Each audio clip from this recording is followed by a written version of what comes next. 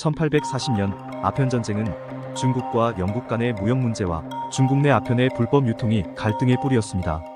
중국은 아편 중독으로 인한 사회적 문제와 외부에서 수입된 아편이 중국 경제에 부정적인 영향을 미치고 있다는 두려움을 안고 있었습니다. 중국은 아편 반입을 금지하고 수출입을 제한했지만 영국은 중국의 결정을 무시하고 아편을 계속 수출했습니다.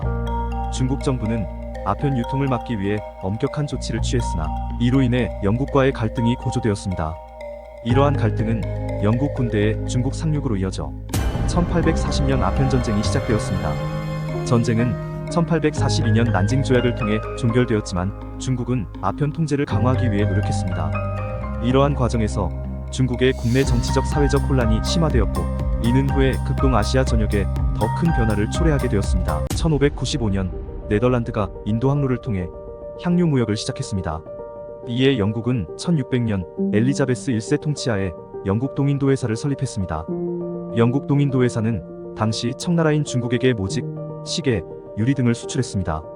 중국은 영국의 차와 도자기, 비단 등을 수출했습니다.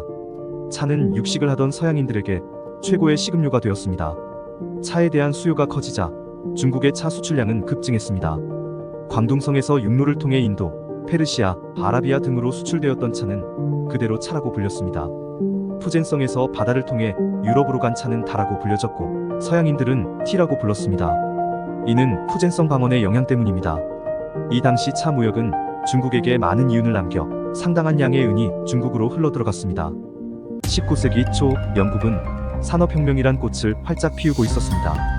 산업혁명은 막대한 자본의 흐름을 만들었습니다. 당연히 은의 가치가 올랐습니다. 이런 귀한 은이 차를 수입하는 값으로 치러지고 있었습니다.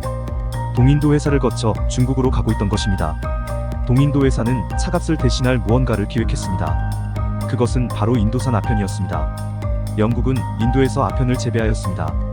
그것을 중국에 주고 대신 차를 가져왔습니다. 그렇게 영국은 은을 비축했습니다. 1830년대 말 청나라인 중국에는 아편 중독자가 200만 명이 넘어섰습니다. 이로 인해 사회기강이 흔들리고 생산력이 바닥을 쳤습니다.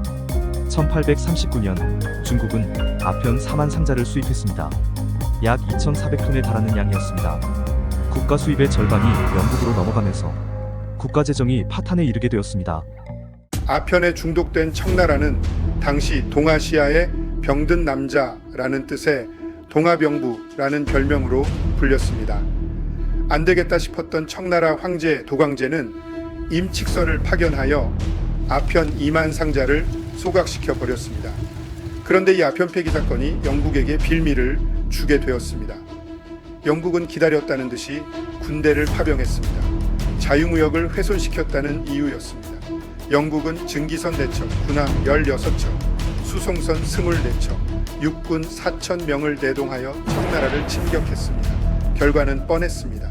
중국이 영국에 참패한 것입니다. 그것은 동아시아의 엄청난 이변이었습니다. 아편 전쟁 전까지 극동아시아의 패권국은 중국이었습니다. 당시 중국의 패배는 곧 동양의 패배였습니다. 그동안 중국을 중심으로 하던 중화주의의 패배였습니다. 아편 전쟁이 동아시아에 왜 이렇게 중요한 사건이 되었을까요?